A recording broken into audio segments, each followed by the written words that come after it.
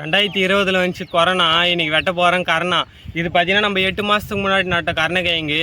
இன்றைக்கி பார்த்தீங்கன்னா 8 மாதம் முடிஞ்சு இன்றைக்கி அறுவடை பண்ண ஸ்டார்ட் பண்ணிட்டோம். சருவு ஃபுல்லாக அறுத்து போட்டோம் 2 சருவு. இப்போ பார்த்தீங்கன்னா 2 சருவு வெட்டி முடிச்சிட்டாங்க ஃபுல்லாக கருணக்கிழங்கு. இது பார்த்தீங்கன்னா இன்னும் சருவு வரகலை. இதுக்கப்புறம் தான் நம்ம அறுத்து அது கீழே இருக்கிற கழுங்கை வந்து நோண்டி எடுக்க போகிறோம். இது பைக்குமாண்ணா இதுமாரி? இது வந்து பைக்கத்து வந்து ஸ்டேஜ் அதிகமாகிடுச்சுன்னா பைக்கும். இன்னும் இது பார்த்தீங்கன்னா பழுக இப்போ தான் ஆரம்பிச்சிக்குது. ஆனால் நம்ம பைக்கத்துக்கு முன்னாடியே அறுத்து போட்டுடணும். எவ்வளோ இருக்குது பாருங்கள். இது ஃபுல்லாக நம்ம தான் அறுத்து போடணும். மேலேயே தான் நம்ம பிடிக்கணும், அடியில் பிடிக்கக்கூடாது. இது ஃபுல்லாக அறுத்துட்டுமா. இது தெத்து பாருங்கள், இந்த ரவுண்ட் ஷேப்பாக இருக்குதா. இது கீழே தாங்க கழுங்கு இருக்குமே. இது மேலே இருக்கிற செடி இது கீழே தான் கழுங்கு இருக்கும்.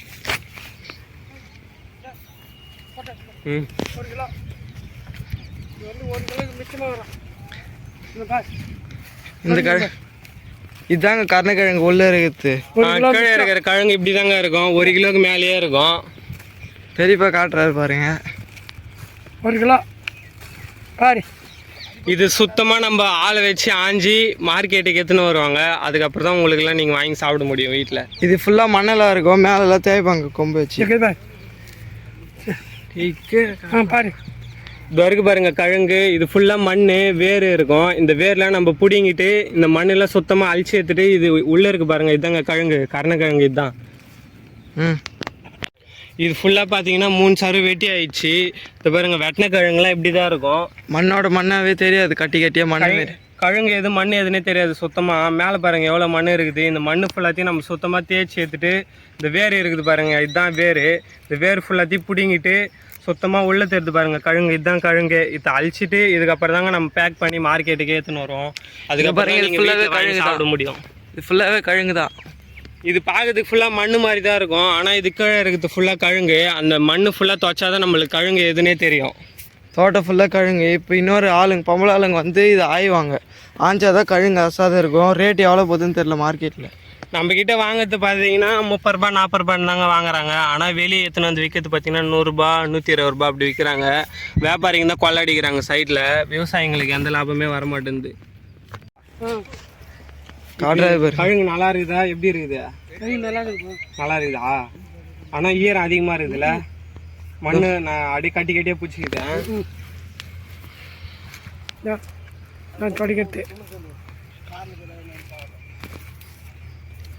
இது மேலே இருக்குது ஃபுல்லாக தொடங்கணும். எப்படி தேர்த்து பாருங்கள் கிழங்கு பல பலன்னு. இதுதான் கருணக்கிழங்கு. இது வரையில் யாருமே யூடியூப்லேயே போட்டதில்லை. ஃபஸ்ட் டைம் நம்ம தான் பண்ணி போடுறோம். நம்ம கெமிக்கலில் எதுவுமே போடலைங்க. அப்படியே வீட்டுக்கு எடுத்துன்னு போய் சமையல் பண்ணி சாப்பிட வேண்டியது தான். இதேமாரி இல்லை, இன்னும் மண்ணில் போட்டணுங்க.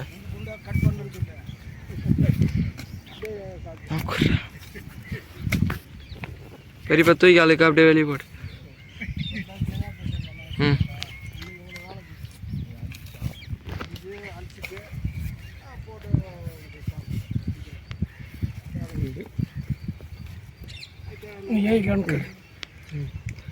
இது பாருங்க, இப்படி தான் இருக்கும். நம்ம அறுத்து போட்டது ஃபுல்லாமே சருவு எடுத்து வாரி போட்டோம். இந்த லைனாக இருக்குது பாருங்க.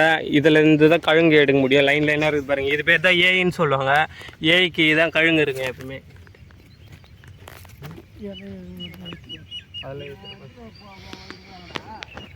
இது கருணக்கிழங்கு பார்த்தீங்கன்னா இந்த கழுகுட்டில் தான் வெட்டவே முடியும். நீங்கள் வேறு எதுலையுமே வெட்ட முடியாது.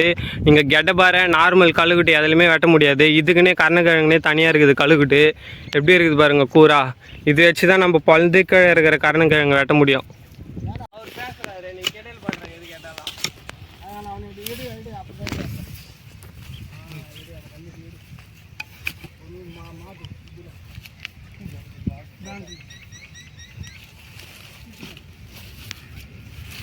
தொன்னான்றவர் பாருங்க, பில்லு பொதார் மாதிரி தான் இருக்கும். ஏன்னா மழை பெஞ்ச நேரவே அதிகமாகிடுச்சு பில்லுலாம். அதெல்லாம் நம்ம சுத்தம் பண்ணிட்டு தான் எடுக்க முடியும்.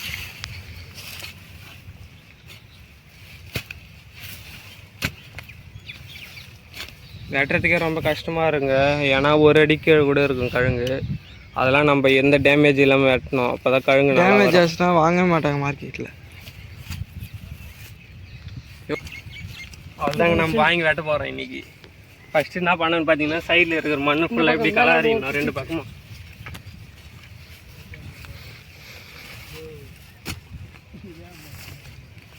அவ்வளோதாங்க. அண்ணன் எவ்வளோ பெரிய கிழங்கு எடுத்துட்டான் பாருங்க. இருக்கிறதுலேயே தான் ரொம்ப நம்மளுக்கும் தெரியுங்க வேலை. இப்போ பாருங்க இவ்வளோ பெரிய கிழங்கு இது மேலே செடி இருந்துச்சு. அப்படியே சுற்று. இப்போ பாருங்க எவ்வளோ பெரிய கிழங்கு இது பண்ணிக்கிறோம்.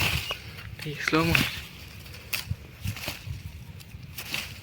இதை சுற்றணும், அப்போ தான் மேலே இருக்கிற மண்ணில் கீழே கொட்டும். எப்படி சுற்றுறோம் பாருங்க.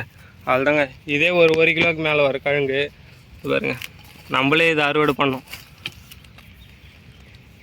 எப்படி ஃப்ரெஷ்ஷாக இருக்குது பாருங்கள், பழன்னு ஃபுல்லாக பாருங்கள். 5 ஆள் வந்துக்கிறாங்க. 5 ஆளுமே ஒரு ஏயில் கட்டுறாங்க. எல்லாத்தையும் ஒன்றுத்தில் கிழங்கு இருக்குது, ஒன்றுத்தில் இல்லை.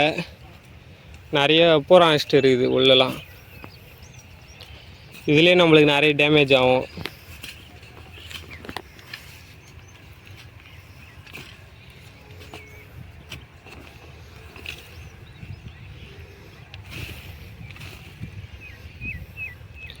எப்பயுமே கருணக்கிழங்கு பார்த்தீங்கன்னா பொங்கல் சீசன் அப்போ தான் வெட்டுவாங்க. அப்போ தான் டிமாண்ட் அதிகமாக இருக்கும். எல்லாருமே வீட்டுக்கு வந்து படைக்கிறதுக்கு கருணக்கிழங்கு தான் வாங்குவாங்க. அதனால தான் அறுவடை பண்ண சொல்ல கருணக்கிழங்கு மஞ்சா எல்லாமே பொங்கல் சீசனில் தான் அறுவடைக்கே வரும். அது இல்லாமல் இது அழிவே போகாது கருணக்கிழங்கு. இது கருணக்கிழங்கு பார்த்தீங்கன்னா 6 மாதம் 1 வருஷம் ஆனால் கூட அழிவே போகாது. நீங்கள் அப்படியே வச்சுனே இருக்கலாம். வீட்லேயே ஃப்ரிட்ஜிலே வைக்க தேவையில்லை, வெளியே இருந்தாலே நல்லாயிருக்கும் கருணக்கிழங்கு பார்த்துக்கலாம். அதில் தான் இது ரொம்ப டாப்பில் இருக்குது.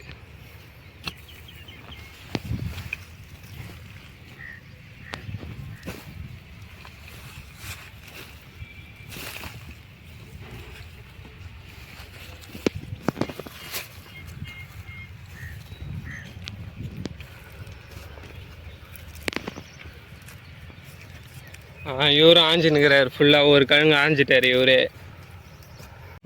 பெரியப்பா எவ்வளோ நாளாக நீங்கள் இந்த கருணக்கிழங்கு வெட்டுறதுக்கு வரீங்க? வருஷத்துக்கு ஒரு இடத்துல இருந்து வேலைக்கு போவீங்களா? இது பார்த்தீங்கன்னா எவ்வளோ வெயிட் வரும் ஒரு கிழங்கு?